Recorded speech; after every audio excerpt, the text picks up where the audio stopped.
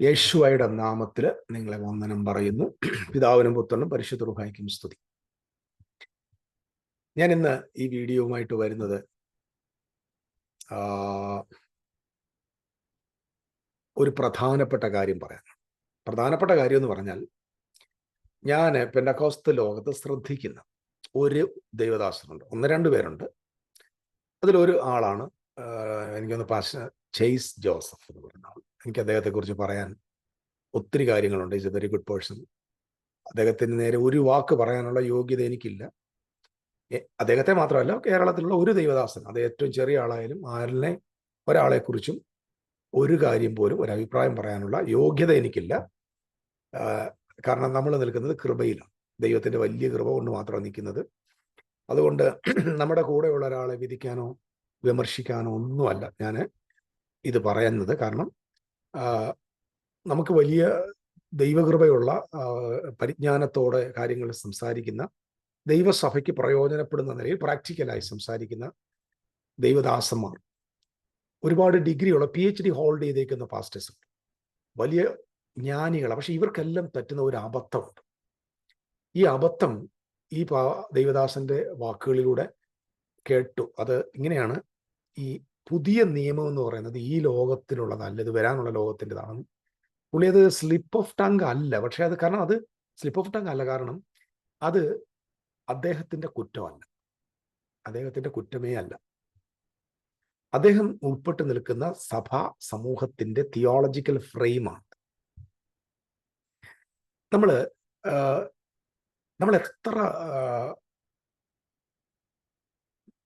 എത്ര വലിയ പരിജ്ഞാനം പ്രാപിച്ചവരാണെങ്കിലും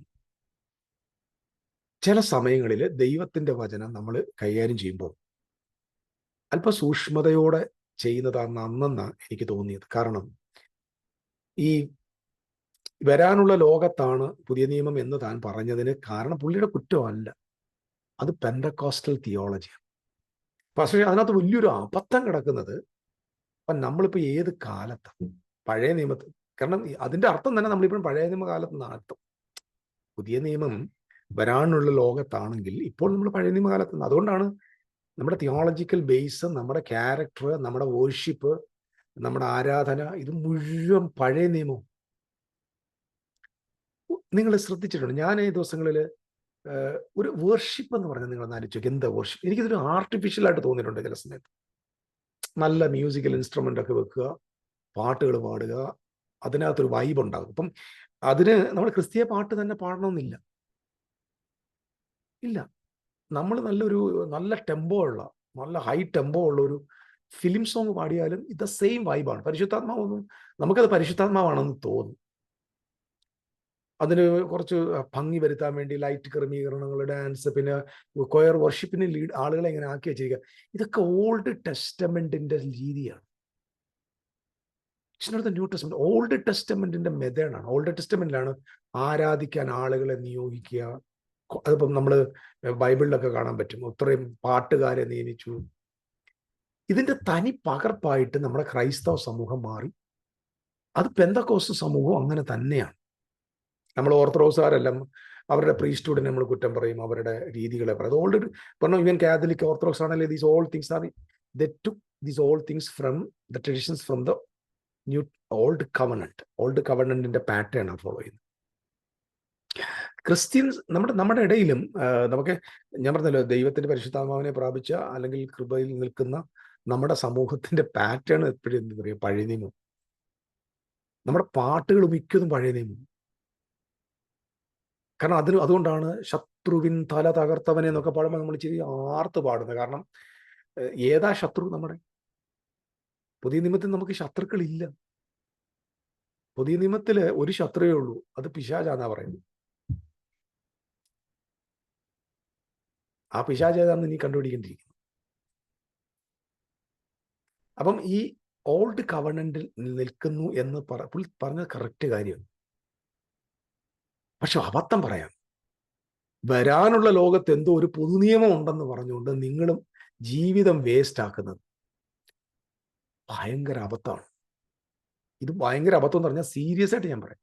ഒന്ന്, യേശുക്രിസ്തു വരുന്നു എന്ന് പറഞ്ഞ് പ്രസംഗിച്ച് ചാകുന്നത്. അതിനേക്കാളും ഗതികെട്ടൊരു മരണം വേറെയില്ല. കാരണം നീ ജീവിതകാലത്ത് പ്രതീക്ഷിച്ചിട്ട് ആള് വരാതെ നീ ചത്താൽ നിന്റെ പ്രതീക്ഷ മണ്ണിപ്പോയി. അപ്പൊ സഭയുടെ പ്രത്യാശയാണ് യേശുക്രിസ്തുവിന്റെ വരവെങ്കിൽ ഈ സഭ ജീവിച്ചിരിക്കുന്ന സമയത്ത് വരണം. വരാതെ ചത്തുപോയാലോ? അപ്പൊ ചത്ത ആളിന് എന്ത് പ്രത്യാശ? അപ്പൊ ചത്ത ആളിന് ഉയർത്തെഴുന്നേൽപ്പ് പ്രത്യാശയാണ്.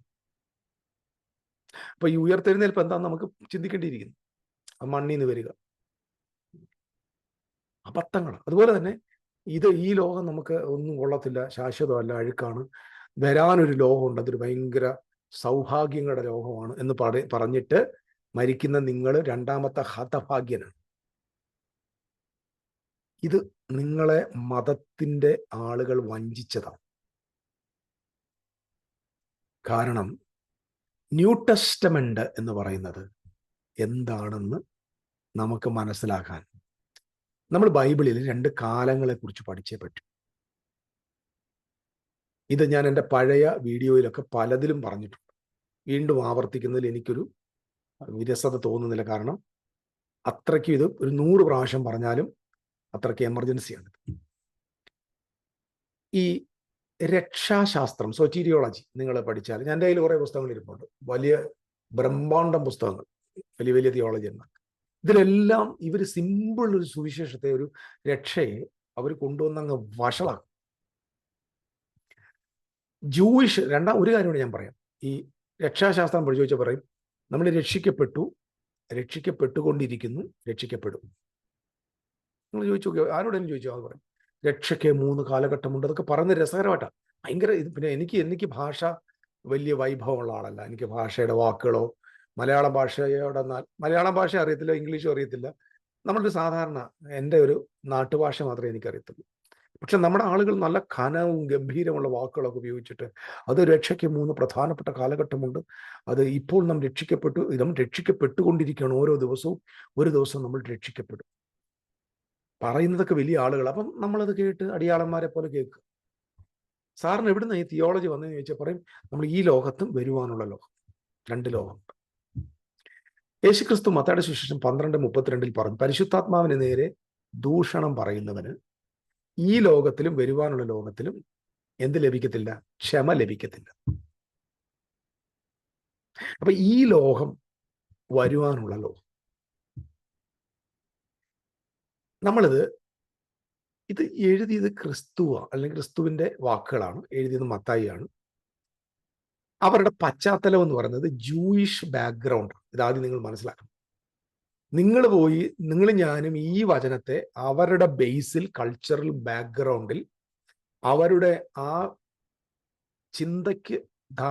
ചിന്താധാരയ്ക്ക് അനുരൂപമായിട്ട് നമ്മൾ ചിന്തിച്ചില്ലെങ്കിൽ നമ്മൾ വലിയ അബദ്ധങ്ങളിൽ പോയി വീഴും. അതാണ് ഇപ്പോഴത്തെ ക്രിസ്ത്യാനിക്ക് പറ്റിയ അബദ്ധം. ക്രിസ്ത്യാനിയുടെ അബദ്ധം എന്ന് പറഞ്ഞാൽ ക്രിസ്ത്യാനി ജൂയിഷിന്റെ റൂട്ടിൽ നിന്ന് നേരെ ചാടി. അത് ഈ 4-ാമത്തെ നൂറ്റാണ്ട് മുതൽ കോൺസ്റ്റന്റൈൻ ചക്രവർത്തി ഈ ക്രിസ്തീയ മതത്തെ ഹൈജാക്ക് ചെയ്യുന്നത് വരെ ഇത് പൊയ്ക്കൊണ്ടിരുന്നത് സഭാപിതാക്കന്മാരുടെ ആ പഠനത്തിലൂടെ. അവരെല്ലാവരും തന്നെ നന്നായിട്ട് ജൂയിഷിന്റെ റൂട്ടുള്ളവരാണ്. ഈ ചേർച്ചിനകത്ത് മാലിന്യം കൊണ്ടുവരാതെ, അഴുക്ക് കൊണ്ടുവരാതെ, ദുരുപദേശങ്ങൾ കൊണ്ടുവരാതെ, പാഗണിസം കൊണ്ടുവരാതെ, ഈവൻ ബൈബിള് പോലും ഇല്ലാതെ, നിങ്ങൾ ശ്രദ്ധിക്കണം, പുതുനിയമം ക്രോഡീകരിക്കപ്പെട്ടില്ല, പുസ്തകങ്ങൾ അവൈലബിൾ ആണെങ്കിലും ഒരു പൂർണ്ണ ബൈബിൾ കയ്യിലില്ലാത്ത സഭ, ആത്മാവിൽ നിറയപ്പെട്ട സത്യത്തിന്റെ യാഥാർത്ഥ്യങ്ങൾ അറിയാവുന്ന പിതാക്കന്മാരെ നയിക്കപ്പെടുക. പിന്നെയാണ് ഈ ചപ്പും ചവറും അതും ഇതും എല്ലാം കൂടെ നമ്മൾ ഇന്ന് കാണുന്ന ക്രിസ്തീയ ലോകത്തെ മുഴുവൻ ചവറുകളും റോമൻ ആധിപത്യത്തിന് ശേഷം സഭയിൽ കയറി വന്നു. ഇതിനെ എതിർക്കാനായിട്ട് ശ്രമിച്ച യഹൂദന്മാരെ സഭയിൽ നിന്ന് പുറത്താക്കി. കാരണം ഇവരുടെ ഈ തോന്നിയവാസം യഹൂദന്മാർ അനുവദിക്കത്തില്ല. അപ്പൊ യഹൂദ ക്രിസ്ത്യാനികളെ മൊത്തം ക്രിസ്തുവിന്റെ സഭയിൽ നിന്ന് പുറത്താക്കിക്കളഞ്ഞു. ഇതെല്ലാം നമുക്ക് ചരിത്രങ്ങളിൽ, സഭാചരിത്രത്തിൽ വായിക്കാൻ പറ്റും. ഇത് യാഥാർത്ഥ്യം. അപ്പം നേരെ ചർച്ച എവിടെ പോയെന്ന് അറിയുമ്പോൾ ഗ്രീക്കുകാരുടെ ഫിലോസഫിയിലോട്ട്. ഇപ്പൊ ഇനി എന്തെങ്കിലും ഈ ലോകം എന്ന് പറഞ്ഞാൽ ഈ ലോകം, വരാനുള്ള ലോകം എന്ന് പറഞ്ഞാൽ, കാരണം അവരുടെ concept abstract, is not concrete.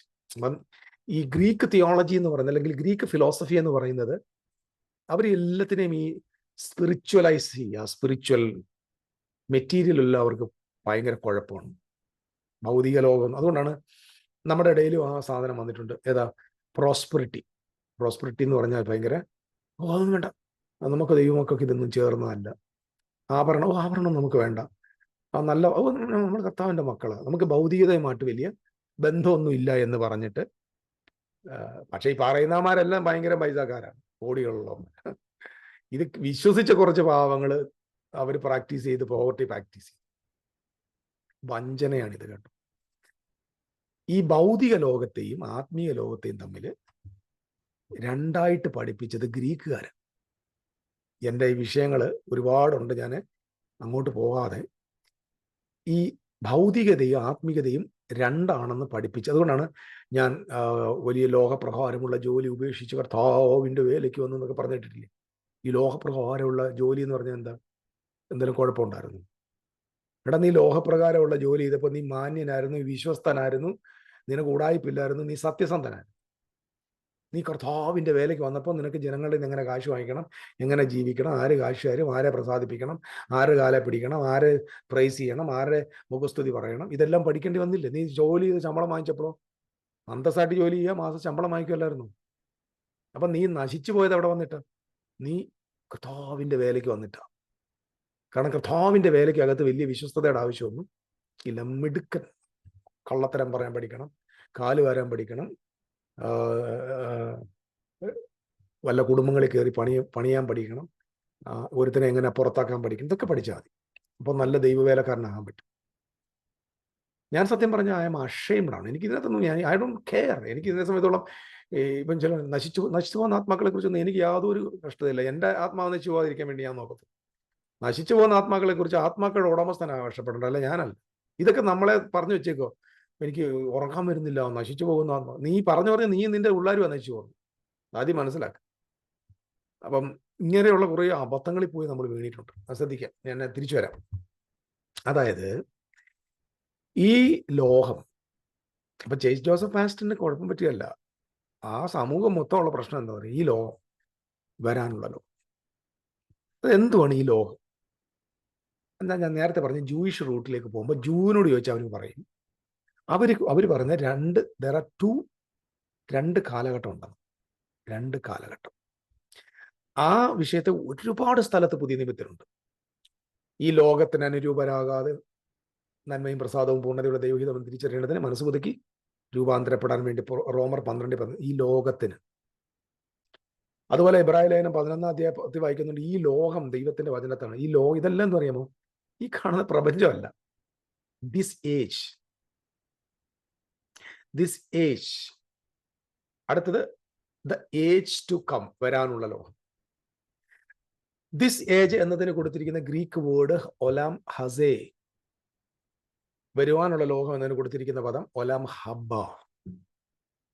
അപ്പൊ ഒലാം ഹസേ എന്ന് പറഞ്ഞാൽ ദിസ് ഏജ്. അപ്പം ജൂവിനോട് ചോദിച്ചു നോക്ക്, എന്താണ് ഈ ദിസ് ഏജ് എന്ന് പറഞ്ഞാൽ? അവർ പറയും the age of Moses, old covenant age. അപ്പം ഏജ് ടു കം ഏതാ? ഏജ് ഓഫ് ക്രൈസ്റ്റ്, ക്രിസ്തുവിന്റെ കാലം. അത് എപ്പോഴാണ് സംഭവിക്കുന്നത് ചോദിച്ചാൽ പറയും, ഈ കാലാവസാനം സംഭവിക്കുന്നത് അവരുടെ ദൈവാലയം നശിക്കുന്നതോടൊപ്പം. അതായത് ന്യായപ്രമാണം നീക്കം വരണം, പ്രീസ്റ്റ്ഹുഡ് നീങ്ങിപ്പോകുന്നു, ദൈവാലയം നീങ്ങിപ്പോകുന്നു, അവരുടെ ആചാര അനുഷ്ഠാനങ്ങളെല്ലാം നീങ്ങിപ്പോകുന്നു. അതുകൊണ്ടാണ് നമ്മൾ കൊലോസ്യർക്ക് എഴുതിയ ലേഖനത്തിൽ, ഞാൻ ആ വാക്യം വായിക്കാം, 2-ാമത്തെ അധ്യായത്തിന്റെ 16-ാമത്തെ വാക്യത്തിൽ, അതുകൊണ്ട് ഭക്ഷണപാനീയങ്ങൾ സംബന്ധിച്ചോ പെരുന്നാൾ, വാവ്, ശബത്ത് എന്നീ കാര്യത്തിലോ ആരും നിങ്ങളെ വിധിക്കരുത്. ഇവ മലയാളത്തിൽ എഴുതിയിരിക്കുന്ന തെറ്റാ കേട്ടോ. വരുവാനിരുന്നവയുടെ നിഴലത്ര. തെറ്റാണ്, മായ്ച്ചു കളയണത്. വരുവാനുള്ളവയുടെ നിഴലത്രേ. അപ്പം ഈ ജനത ഈ സാബത്ത് ഇതുവരെ വന്നിട്ടില്ല. പെരുന്നാള്, അതായത് പെരുന്നാള്, വാവ്, ശബത്ത്. ഏതായി പെരുന്നാള്? മോസ്റ്റ് ഹോളി പ്ലേസിലേക്ക് പോകുന്ന മഹാപാപപരിഹാര, അതാണ് പെരുന്നാൾ. ഏറ്റവും വലിയ ഉത്സവം അതാണ്. വാവ് ഏതാണ്? വാവെന്ന് പറയുന്നത് നാളും നാഴികയും അറിയാത്ത കാഹളധ്വനി പെരുന്നാൾ. സാബത്ത് എന്നാണ്? സാബത്ത് ടാബർനാക്കിൾ, അതായത് കൂടാരപ്പെരുന്നാൾ. 3 ഉത്സവങ്ങളായത്. വാവ് പെരുന്നാള്, വാവ്, ശബത്ത്, ഇത് മൂന്നും സംഭവിക്കാനുള്ള 3 ഉത്സവങ്ങൾ. ഈ 3 ഉത്സവങ്ങളുടെ ഫുൾഫിൽ ആകും. ഇത് ഫുൾഫിൽ ആകുന്നത് ക്രിസ്തുവിലൂടെയാണ് ഫുൾഫിൽ ആവുന്നത്. അണ്ടർ ദ ജുഡീഷ്യറി, അല്ലെങ്കിൽ under the authority of Levitical priesthood, അവരുടെ ആ അധീനതയും ന്യായപ്രമാണത്തിന്റെ കീഴിൽ അത് നിവൃത്തിയാണ്. അപ്പം ഇത് നിവൃത്തിയായി കഴിയുമ്പോഴാണ്, ഫുൾഫിൽ ആയി കഴിയുമ്പോഴാണ് ഈ ഏജ് നീങ്ങിപ്പോകും. അതുകൊണ്ടാണ് നമ്മൾ റോമാലേഖനം 13-ാം അധ്യായത്തിന്റെ 12-ാം വാക്യത്തിൽ വായിക്കുന്നത്, ഇരുൾ കഴിയാറായി, രാത്രി കഴിയാറായി, പകൽ അടുത്തിരിക്കുന്നു, നേരം വെളുക്കുവാൻ അടുത്തിരിക്കുന്നു. അപ്പൊ പകൽ വരാൻ പോകുന്നു, രാത്രി കഴിയാറായി. അപ്പൊ രാത്രി എന്താണ്, പകൽ എന്താണ്, ദിസ് ഏജ് എന്താണ്, ഏജ് ടു കം എന്താണെന്നൊക്കെ നമ്മൾ യഹൂദന്റെ കൺസെപ്റ്റിലാണ് മനസ്സിലാക്കുന്നത്. അവന്റെ കോൺസെപ്റ്റാണത്. അതിന് വിശദീകരണം നൽകേണ്ട അവരാണ്. അപ്പൊ പറയുന്നത് ഒലാം ഗസ എന്ന് പറഞ്ഞ ഈ ഏജ്, ഇത് മോശയുടെ കാലം. അതിന് അവർ പറയുന്നത് ഇത് ഇരുട്ടിന്റെ കാലമാണ്, കഷ്ടവും മഹാശാസനയും നിന്നയും ഉള്ള ദീനങ്ങളും. ഇത് നമ്മളിപ്പോ പാടിക്കൊണ്ടിരിക്കുക. അതാണ് എനിക്ക് വിഷമം. നമ്മൾ എന്ത് വഞ്ചിക്കപ്പെടുവോ എന്നറിയാം. സത്യം, നമ്മൾ നിൽക്കുന്ന കാലം എന്തെന്നറിയാതെ ഇത് കഷ്ടതയുടെ കാലമാണ്, വേറെ ഏതാണ്ട് വലിയ ഉട്ടോപ്പിയ വരാൻ പോകുന്നു എന്ന് ജനതയെ കബളിപ്പിച്ച് കളിപ്പിച്ച് കളിപ്പിച്ച് കളിപ്പിച്ച് വഞ്ചിച്ച് വഞ്ചനയുടെ നാടകം നടത്തിക്കൊണ്ടിരിക്കുകയാണ്. ഇത് ദുഃഖവും കഷ്ടവും ശാസനയുള്ള കാലമല്ല. ഇത് മനസ്സിലാക്കണം നിങ്ങൾ. നിങ്ങൾ യേശു ക്രിസ്തുവിൽ ഇരിക്കുന്ന കാലം. ഇത് പഠിപ്പിച്ചു കൊടുത്തിട്ടില്ല. അത് നമ്മുടെ പ്രശ്നം അറിയാം. നമ്മൾ സമ്പത്ത്, നമ്മൾക്കിവിടെ കഷ്ടം നമ്മുടെ സാമ്പത്തികം, കടഭാരം, രോഗം, ഇതൊക്കെയാണല്ലോ നമ്മൾ കഷ്ടപ്പെടുക. അല്ലാതെ വേറെന്താ? യേശുവിനോട് അടുക്കാൻ പറ്റുന്നില്ല, എനിക്ക് പ്രാർത്ഥിക്കാൻ പറ്റുന്നില്ല, എനിക്ക് യേശുവിന്റെ സ്നേഹം അനുഭവിക്കും, ഇതാണോ നമ്മുടെ കഷ്ടം? കൊച്ചിന് കല്യാണം നടക്കുന്നില്ല, മൂത്ത ചേർക്കാൻ ജോലി കിട്ടിയില്ല, കട ആരും നീക്കിയില്ല, ബാങ്കിൽ ജപ്തി ഒഴിവാ, ഇതാണല്ലോ നമ്മുടെ. അല്ലാതെ വേറെ എന്ത് കഷ്ടം? ഭൗതിക ലോകത്തെ ഭൗതികമായ വിഷയങ്ങളാണല്ലോ നമ്മുടെ കഷ്ടം. അല്ലാതെ അയ്യോ പാസ്റ്ററെ വളരെ വേദനയിലാണ്, ദിവസങ്ങൾ എനിക്ക് വേണ്ടി പ്രാർത്ഥിക്കണം, എന്തുവാ എനിക്ക് ഇൻ ക്രൈസ്റ്റിൽ ഇരിക്കാൻ പറ്റുന്നില്ല, എനിക്ക് ക്രിസ്തുവിന്റെ ആത്മാവിൽ നിറയാൻ പറ്റുന്നില്ല, എനിക്ക് നിത്യജീവനെ പ്രാപിക്കാൻ പറ്റിയില്ല, ഇങ്ങനെ കരയുന്ന ആരെല്ലാം കണ്ടിട്ടുണ്ടോ? മുഴുവൻ ഈ കാണുന്ന നാട്ടിലെ പഴങ്കഞ്ഞി കഥയുള്ളൂ. അയ്യോ എനിക്ക് ജോലി കിട്ടിയില്ല, എനിക്ക് കാറ് കിട്ടിയില്ല, വീട് കിട്ടിയില്ല, കൈക്ക് വേദന, കാലിന് കോച്ച്, പിടുത്തം, ഇങ്ങനെയല്ലതല്ല വേറെ എന്തെങ്കിലും കഷ്ടമുണ്ടോ നിങ്ങൾ? ഇതല്ല പ്രിയപ്പെട്ടവർ. ദിസ് ഏജ് ഒലാം അസ എന്ന് പറഞ്ഞാൽ ഇരുട്ടിന്റെ കാലഘട്ടം, നിന്നയുടെ കാലഘട്ടം, പരിഹാസത്തിന്റെ കാലഘട്ടം, പാപത്തിന്റെ കാലഘട്ടം, വക്രതയുടെ കാലഘട്ടം. ആ കാലത്തിന് അവർ വിളിക്കുന്ന വക്രത. അതുകൊണ്ടാണ് യേശുക്രിസ്തുവും അപ്പോസ്തലന്മാരും ആവർത്തിച്ച് പറഞ്ഞ വക്രതയും ഫോട്ടോവും ഉള്ള തലമുറ. ഇത് പ്രവചിച്ചിട്ടുണ്ട്. വക്രതയുടെ തലമുറയെ കുറിച്ച് മോശ ആവർത്തന പുസ്തകം 32-ാം അധ്യായത്തിൽ പ്രവചിച്ച് പറഞ്ഞിട്ടുണ്ട്. ഒരു തലമുറ വരുന്നു, അത് വക്രതയുള്ള തലമുറയാണ്. അപ്പം ഈ തലമുറ, അപ്പൊ ഈ ദിസ് ഏജ് എന്ന് പറഞ്ഞാൽ മോശയുടെ കാലഘട്ടമാണ്. ഈ ഏജ് തീരുന്നത് യേശു ക്രിസ്തുവിന്റെ പറോസിയോടുള്ള ബന്ധം. അതുകൊണ്ടാണ് അപ്പോസ്തലന്മാർ വന്ന് ചോദിച്ചത്, ദേവാലയം തകരുന്നവന്റെ സമയത്ത് ചോദിച്ചു, കർത്താവേ അതെപ്പോ സംഭവിക്കും? നിന്റെ പറോസിയായിരിക്കും ഈ കാലം അവസാനിക്കുന്നതിന്റെ അടയാളം പറയാം. ഇതെന്ത് സിമ്പിളാണ്. പക്ഷെ ഇതിനെ എടുത്ത് വ്യാഖ്യാനിച്ച് നശിപ്പിച്ച്, ഇങ്ങനല്ല ബൈബിൾ പഠിക്കേണ്ടത്. നിങ്ങൾ ആദ്യം പോയി സ്കൂളിൽ പോയി പഠിക്കും. നിങ്ങൾ സ്കൂളിൽ പോയി ആദ്യം മലയാളം എന്താണ്, മലയാളം പഠിക്കും. എന്നിട്ട് നിങ്ങൾ ബൈബിൾ പഠിക്കണം. അപ്പം ഈ കാലത്തിന്റെ അവസാനവും ദേവാലയത്തിന്റെ നാശവും യേശുക്രിസ്തുവിന്റെ പറോസിയും ഒരിക്കൽ ഒരു പ്രാവശ്യം സംഭവിക്കേണ്ടതാണ്. അത് ഒരുമിച്ചാണ് നടക്കുന്നത്. ഈ പറോസിയ എന്ന് കേൾക്കുമ്പോൾ വരവെന്നല്ല, പ്രസൻസ്, അവന്റെ എല്ലായ്പ്പോഴും നിലനിൽക്കുന്ന പ്രസൻസ്. എപ്പോ നീ ഞങ്ങളുടെ കൂടെ വന്ന് താമസിക്കുമെന്നാണ് ചോദിച്ചത്. താമസിക്കണമെങ്കിൽ നിങ്ങൾ ദൈവത്തിന്റെ മന്ദിരമാകണം, നിലവിലുള്ള മന്ദിരം പൊളിയണം. അപ്പൊ ഈ കാലം അവസാനിക്കാൻ പോകുന്നത് യേശുക്രിസ്തുവിന്റെ വരവിലാണ്. അത് AD 70 സംഭവിച്ചു. അതിനുശേഷമുള്ള കാലം വരുവാനുള്ള കാലം. അതുകൊണ്ടാണ് യേശുക്രിസ്തു എന്താ പറഞ്ഞത്? എന്റെ നാമനിമിത്തം എന്നെ കുരിശെടുത്ത് എന്നെ അനുഗമിക്കാൻ പറയുന്നു. എന്റെ നാമനിമിത്തം ആരെങ്കിലും വീടോ മക്കളെയോ അമ്മയോ അപ്പനെയോ സഹോദരങ്ങളെയോ ഒക്കെ നഷ്ടപ്പെടുത്തി കളഞ്ഞാൽ ഈ കാലത്തെന്ന് ഒലാം അസേ, ഈ കാലത്ത് ഉപദ്രവങ്ങളോടുകൂടെ 100 മടങ്ങ് തരും. 100 മടങ്ങ് അപ്പനെയും അമ്മയും കിട്ടുന്നു. ഇഷ്ടം പോലെ ക്രിസ്തു spiritually we have so many sons. We have so many parents in Christian life. പക്ഷേ വരാനുള്ള ലോകത്ത് നിത്യജീവനെയും പ്രാപിക്കാത്തവരാരും. അപ്പം ഈ ലോകത്ത് കഷ്ടം, ഈ കാലത്താണ് ശ്രദ്ധയോടെ കേൾക്കാം നിങ്ങൾ. ഈ കാലം, അതായത് മോസസിന്റെ കാലമായത്, ഈ കാലത്ത് എൻ്റെ നാമനിമിത്തം നിങ്ങൾ കഷ്ടം അനുഭവിച്ചാൽ വരാനുള്ള കാലത്ത് നിങ്ങൾക്ക് എന്ത് കിട്ടും? ഈ ലോകത്ത് വെച്ച് തന്നെ, ഈ കാലത്ത് തന്നെ നിങ്ങൾക്ക് നന്മ കിട്ടും. വരുവാനുള്ള കാലത്ത് എന്ത് കിട്ടും? നിത്യജീവനും കിട്ടും. പത്രോസ് ഒരിക്കൽ ചോദിച്ചു, കർത്താവ് നിന്നെ ഇതെല്ലാം വിട്ട് ഞങ്ങൾ അനുഗമിക്കുന്നു, ഞങ്ങൾക്ക് എന്നാ കിട്ടുമെന്ന് ചോദിച്ചു. കർത്താവ് പറഞ്ഞു, ഈ ലോകത്ത് 100. ശരിയാ, അപ്പോസ്തലത്തിൽ വായിച്ചു നോക്ക്. ജനങ്ങളെല്ലാം കൂടെ അവരുടെ സമ്പത്ത് മൊത്തം കൂടെ കൊണ്ടുവന്ന് വിറ്റ് ഇങ്ങേരുടെ കാൽക്കൽ കൊണ്ടങ്ങ് വെക്കുക. വലയും വള്ളവും വിട്ടിറങ്ങിയവൻ ഇപ്പം ലക്ഷക്കണക്കിന് വീടിന്റെയും പ്രോപ്പർട്ടിയുടെയും പണം ദൈവസഭയ്ക്കകത്ത് വന്നു ഇവന്റെ കാൽപ്പാത്ത് കിടക്കും. കാലിൽ കൊണ്ടുവച്ചോതാ, കാൽക്കൽ കൊണ്ടു തിരിച്ചു കിട്ടി. അപ്പൊ വരാനുള്ള ലോകത്ത് എന്തും കിട്ടും? നിത്യജീവനും കിട്ടുമെന്ന്. അപ്പം ഇത് നിങ്ങൾ മനസ്സിലാക്കേണ്ടത്. ഇത് മനസ്സിലാക്കാതെ അപ്പം വരാനുള്ള കാലം എന്ന് പറഞ്ഞാൽ ഇന്നത്തെ ക്രിസ്ത്യാനി വിശ്വസിച്ചിരിക്കുന്നതെന്നറിയാം, ഇനി വേറൊരു കാലം വരുന്നുണ്ട്. You are wrong. നിങ്ങൾ വളരെ അധികം തെറ്റിദ്ധരിക്കപ്പെട്ടു. നിങ്ങളെ തെറ്റിദ്ധരിപ്പിച്ചു ഈ മൂഢന്മാരായ വേദശാസ്ത്രികൾ, അന്ധന്മാരായ വേദശാസ്ത്രികൾ. തങ്ങളുടെ സംഘടനയ്ക്കും തങ്ങളുടെ പ്രസ്ഥാനത്തിനും വേണ്ടി ജീവിക്കുന്ന ഈ അന്ധന്മാരായ ഈ വേദശാസ്ത്രികൾ ദൈവജനമേ നിങ്ങളെ ചതിച്ചു. വരാനുള്ള ലോകത്ത് എന്തോ സ്വർഗത്തിൽ നിന്ന് ഇറങ്ങി വരുന്നു എന്ന് നിങ്ങളെ കബളിപ്പിച്ചു. ദയവ് ചെയ്ത്, ഇത് വചനം സത്യമാണ്. ഞാൻ തിരുവെഴുത്ത് വെച്ചാ പറയുന്നത്. തിരുവെഴുത്തുകൾ ശോധന ചെയ്യുക. നിങ്ങളൊരു ബെറോവക്കാരാകുക. ഇതിങ്ങനെ തന്നെയാണോ എന്ന് പരിശോധിക്കുക. അപ്പൊ വരുവാനുള്ള കാലം എന്താണ്? അത് ക്രിസ്തുവിന്റെ കാലമാണ്. അത് എപ്പോഴാണ് ആരംഭിക്കുന്നത്? ഓൾഡ് കവനന്റ് നീങ്ങിപ്പോണം. ന്യൂ കവനന്റ് ക്രിസ്തുവിന്റെ കാലഘട്ടമാണ്. ന്യൂ കവനന്റിൽ നമ്മൾ വസിക്കുന്നത് ഒരു അക്ഷരിക ഭൂമിയിലല്ല. ന്യൂ കവനന്റിൽ നമ്മൾ വസിക്കുന്നത് ക്രിസ്തുവിലാണ്. ന്യൂ കവനന്റിൽ നമ്മുടെ ആലയം അക്ഷരത്തിൽ കല്ലുകൊണ്ടുണ്ടാക്കിയ ആലയമല്ല.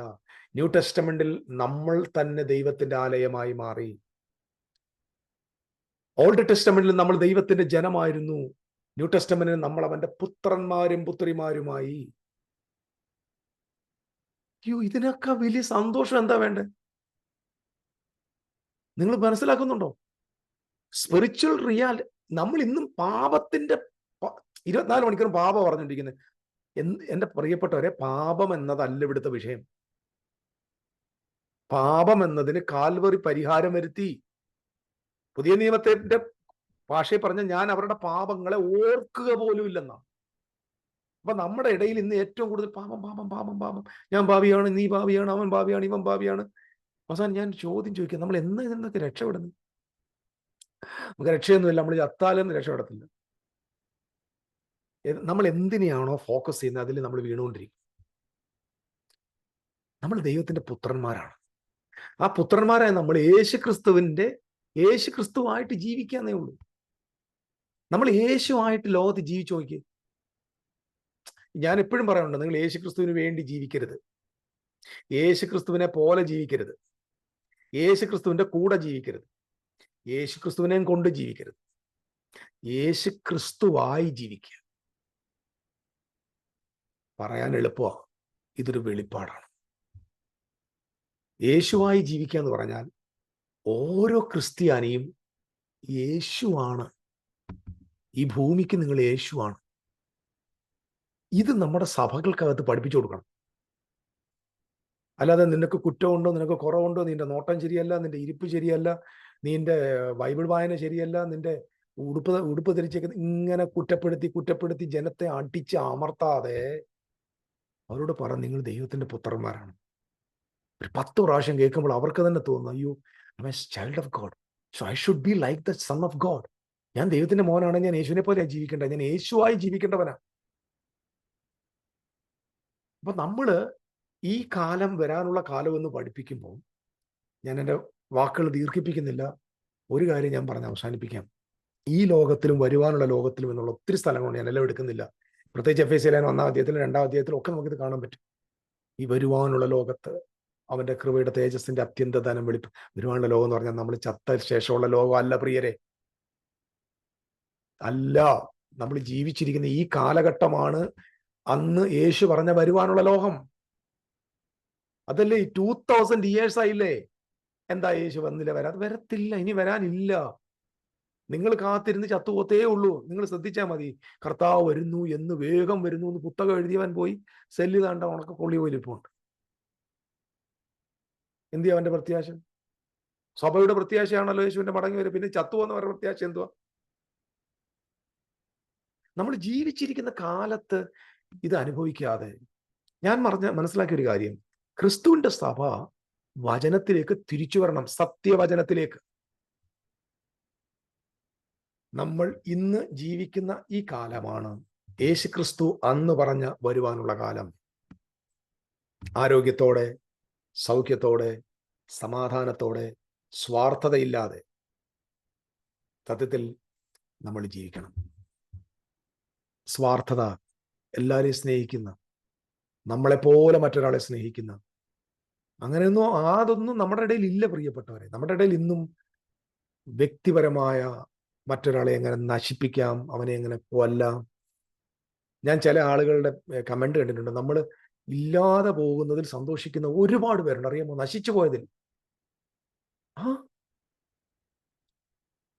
നമ്മൾ ജോൺ ലോറൻസ് പാസ്റ്റർക്ക് ഇപ്പം മിനിസ്ട്രി ഒന്നുമില്ല. കരച്ചി ഇവന് എടാ കലാഭവൻ മണി സ്റ്റേജ് ഷോ നടത്താൻ പോകുന്നതല്ലടാ സുവിശേഷ വേല. അത് ആദ്യം നീയൊക്കെ മനസ്സിലാക്കും. നിങ്ങൾ സുവിശേഷ വേലയ്ക്ക് പോകുന്നത്, ഞാൻ പോയിട്ടുണ്ട് കുറെ വർഷങ്ങൾ, അതെല്ലാം പൈസയ്ക്കാണ്. ആളുകളിക്കല്ല, ആത്മാക്കളെ നേടാനൊന്നുമല്ല. ഇന്നത്തെ മീറ്റിങ്ങിന് പോയിട്ടുണ്ടോ? പോയിട്ട് വേണം EMI അടയ്ക്കാൻ. നാളെ ഒരു മീറ്റിംഗ് ഉണ്ടോ? മറ്റന്നാളും ഉണ്ട്. സ്തോത്രം. പൈസ എന്നല്ലാതെ, ഓപ്പണായിട്ട് ഞാൻ പറയാം, ഇതല്ലാതെ ആത്മാക്കളുടെ ഭാരമോചനം, യേശുവിനെ അറിയണമെന്നോ നിത്യജീവൻ പ്രാപിക്കണമെന്നോ ഒന്നുമല്ല. 99% ലക്ഷ്യം പണമാ. എനിക്ക് അങ്ങനെ മിനിസ്ട്രി വേണ്ട. എനിക്ക് പണം ഉണ്ടാക്കാൻ വേണം ഞാൻ പോയി ജോലി എന്നിട്ട് പറയാ നമുക്ക് നശിച്ചു പോകുന്നതിൽ ആനന്ദിക്കുന്നില്ല. ഇതെല്ലാം സ്വാർത്ഥതയുടെ ലോകം. കാരണം നിങ്ങൾക്ക് നമ്മുടെ ഇടയിൽ ഇതുവരെ ജെയ്സ് പാസ്റ്റർ പറഞ്ഞ് ശരിയായി, ഇത് പുതിയ നിയമം വന്നിട്ടില്ല, ഇനി വേറെ ഏതെങ്കിലും ഒരു കാലത്തുണ്ടെന്ന് പറഞ്ഞ് രക്ഷപ്പെടാൻ അത്രേ ഉള്ളൂ. നിവർത്തിയില്ല. ഇനി വരാനുള്ള ലോകത്താന്ന് പറഞ്ഞ് ഹാപ്പി ആയിട്ട് പോവുക. വേറെ കാരണം ഇവിടെ എവിടെ കൊണ്ട് അപ്ലൈ ചെയ്യും? പുതിയ നിയമം ഈ കാലഘട്ടത്തിലാണെന്ന് പറഞ്ഞാൽ, അല്ലെങ്കിൽ ഈ കാലഘട്ടത്തിലാണെന്ന് പറഞ്ഞാൽ, ഒരുപാട് നമ്മുടെ മാനസ കൊട്ടാരങ്ങളെ തല്ലിപ്പൊളിക്കേണ്ടി വരും. നമ്മുടെ ഉപദേശങ്ങളെ പൊളിച്ചു കളയേണ്ടി വരും. കാരണം വരുവാനുള്ള ലോകം, യേശു ക്രിസ്തുവിന്റെ കാലം ഇതാണ്. ഈ കാലത്താ നിത്യജീവൻ. അപ്പൊ നിത്യജീവൻ വേണമെങ്കിൽ വരാനുള്ള, അപ്പം ഈ പ്രാപിച്ചു വരാനും നിത്യം, അപ്പം നമ്മൾ ചത്ത് കഴിഞ്ഞിട്ട് കിട്ടുന്നതല്ല നിത്യജീവൻ. അപ്പോസ്തലനായ യോഹന്നാൻ തന്റെ ലേഖനത്തിൽ പറഞ്ഞു, കുഞ്ഞുങ്ങളെ, നിങ്ങൾക്ക് നിത്യജീവൻ ഉണ്ട് എന്ന് നിങ്ങൾ അറിയേണ്ടതിന് എഴുതുന്നു. നിങ്ങൾക്ക് വേണ്ടി വെച്ചിരിക്കുന്നു എന്നല്ല, ഉണ്ട്. You have eternal life. So age to come എന്ന് പറയുന്ന യേശുവിന്റെ കാലമാണ്, നമ്മൾ ഇന്ന് ജീവിക്കുന്ന കാലഘട്ടമാണ്. ഞാൻ മനസ്സിലാക്കിയൊരു കാര്യം പറയും, ഇത് ഫൈനലായിട്ട് പറയും, കൂടുതൽ വിശദീകരണം ഞാൻ വേറൊരു വീഡിയോ പറയും. നമ്മൾ ഇന്നത്തെ ഈ സുവിശേഷ പ്രവർത്തനം ഉണ്ടല്ലോ, ഇതും ഇന്ന് ആവശ്യമില്ലാത്ത. കാരണം ഇന്ന് നമ്മൾ പറയുന്ന സുവിശേഷം സത്യത്തിൽ സുവിശേഷമല്ല. പണ്ട് യഹൂദന്മാരുടെ കയ്യിൽ ഏൽപ്പിച്ച, ആദ്യ നൂറ്റാണ്ടിൽ ആളുകളെ ഏൽപ്പിച്ച സാധനമാണ്. ആ കമ്മീഷൻ അവർ പൂർത്തീകരിച്ചു. ലോകത്തിന്റെ അറ്റത്തോളം പോയി പറഞ്ഞു. നിങ്ങളോട് ആരോടും ലോകത്തിന്റെ അറ്റത്തോളം പോകാൻ പറഞ്ഞില്ല. നിങ്ങൾ പോകുന്നെങ്കിൽ അത് ഒന്നെങ്കിൽ സാരിത്തുമ്പെ പിടിച്ചു പോകും, അല്ലെങ്കിൽ നിങ്ങൾ ആരുടെയും കാലെ പിടിച്ച് വീസ വാങ്ങിച്ച് പൈസ ഉണ്ടാക്കാം. അല്ലാതെ ലോകത്തിന്റെ അറ്റത്തോളം നിങ്ങൾ ഒരാളെ നേടാൻ പോവല്ല. ഇന്ന് ഗോസ്പൽ വർക്ക് ചെയ്യേണ്ട എങ്ങനെയാണെന്നറിയോ? യേശു ക്രിസ്തുവിന്റെ ശരീരമാകുന്ന സഭ, body of community of Christ, ആ ക്രൈസ്റ്റിന്റെ കമ്മ്യൂണിറ്റിയിൽ നിന്ന് ജീവന്റെ നദി ഒഴുകണം എന്ന് പറഞ്ഞാൽ, നമ്മളിൽ വ്യാപരിക്കുന്ന സന്തോഷം, നമ്മൾ ആനന്ദിക്കുന്ന ആനന്ദം, അത് മറ്റൊരാൾക്ക് പങ്കുവെക്കണം. അത് പങ്കുവെക്കേണ്ട ഓട്ടോമാറ്റിക്കലി ഒഴുകിക്കോളും. അതിൽ ആകൃഷ്ടരായ, ഇൻഫ്ലുവൻസ്ഡ് ആയ ആളുകളാണ് യേശുക്രിസ്തുവിന്റെ സഭയിൽ വരേണ്ടത്. ഒരു മനുഷ്യനെയും മതം മാറ്റരുത്. പോയി ഇറങ്ങി സ്നേഹം കൊണ്ടല്ല, നിങ്ങളുടെ സഭയിൽ ഒരാൾ വേണം, വന്നാൽ നല്ലൊരു കുടുംബം കിട്ടിയെന്ന് കഴിഞ്ഞാൽ ദശാംശം കിട്ടും, അല്ല നിങ്ങൾക്ക് വേറെ എന്താ? അപ്പൊ നമ്മൾ പോകേണ്ടത് ഒരു ആത്മാക്കളെ നേടുക എന്ന് പറയുന്നത്. നമ്മുടെ ബൈബിളിൽ എഴുതി വെച്ചേക്കുന്നുണ്ടോ? ബൈബിളിലുണ്ടെന്നേ. പക്ഷെ ബൈബിളിന്റെ ന്യൂ ടെസ്റ്റമെന്റ് എന്താണെന്നറിയാം, ന്യൂ കവനന്റ് എന്നറിയാം. നമ്മൾ ക്രിസ്തുവിനെ പ്രസന്റ് ചെയ്യണം, വേണ്ടെന്ന് ഞാൻ പറയത്തില്ല. അത് എങ്ങനെ പ്രസന്റ് ചെയ്യണ്ടേ? നമ്മൾ രുചിച്ചു നോക്കിയ ആളിനെയാ കൊടുക്കേണ്ടത്. നമ്മൾ രുചിച്ചതിന്റെ ബാക്കി, നമ്മൾ കഴിച്ചതിന്റെ തൃപ്തിയിൽ നിന്നാണ് നമ്മൾ മറ്റൊരാൾക്ക് ക്രൈസ്റ്റിനെ പങ്കുവെക്കേണ്ടത്. അത് അവിടെ നിന്ന് ഒഴുകണം. നമ്മുടെ ഓഫീസിൽ, നമ്മുടെ ജോലി സ്ഥലത്ത് നമ്മളെ കണ്ടുപഠിക്കണം. ഓക്കെ, ഞാനത് കൂടുതൽ വിശദീകരണം പിന്നെ നമുക്ക് പറയാം. എന്നാൽ ഒരു കാര്യം ഞാൻ പറഞ്ഞു നിർത്താം. ഈ ലോകവും വരുവാനുള്ള ലോകവും ഇത് തെറ്റിദ്ധരിക്കപ്പെട്ടു. ഇവിടെയാണ് നമ്മുടെ തിയോളജി കടന്ന് കുരുങ്ങിക്കിടക്കുന്നത്. സത്യം പറഞ്ഞാൽ കാലം കഴിഞ്ഞത് അറിഞ്ഞില്ല, കാലം മാറിയത് അറിഞ്ഞില്ല. ഇന്നും നമ്മളേതോ കഷ്ടത്തിലാണ്, രോഗത്തിലാണ്, ദുഃഖത്തിലാണ്, പട്ടിണിയിലാണ്, പാപത്തിലാണെന്ന ധാരണ വരുത്തുന്ന ചിന്തകളിലാണ് ബഹുഭൂരിപക്ഷ ആളുകളും. അല്ല, ഞാൻ യേശുവിൻ്റെ കൂടെയാണ്, ഞാൻ യേശു ക്രിസ്തുവിലാണ്, ഞാൻ യേശുവാണ്, യേശുവായിട്ടാണ് ഞാൻ ജീവിക്കുന്ന, ഞാനല്ല, ക്രിസ്തു അത്രേ ജീവിക്കുന്നത് എന്ന് പറയുന്നത് യാഥാർത്ഥ്യമാകട്ടെ. നമുക്ക് യേശു പറഞ്ഞ വരുവാനുള്ള ലോകത്തിലാണ് ജീവിക്കുന്നത്, നിത്യജീവനിലാണ് ജീവിക്കുന്നത്, ദൈവരാജ്യത്തിലാണെന്നുള്ള ബോധ്യത്തോടെ തുടരാൻ കർത്താവ് കൃപ തരട്ടെ. ഞാൻ എൻ്റെ വാക്കുകളിൽ വ്യക്തിപരമായ ആർക്കെങ്കിലും നോവ് വരുത്തിയിട്ടില്ലെന്നാണ് എൻ്റെ ധാരണ. വരുത്തിയെങ്കിൽ ക്ഷമിക്കണം. കർത്താവ് അനുഗ്രഹിക്കട്ടെ. Thank you.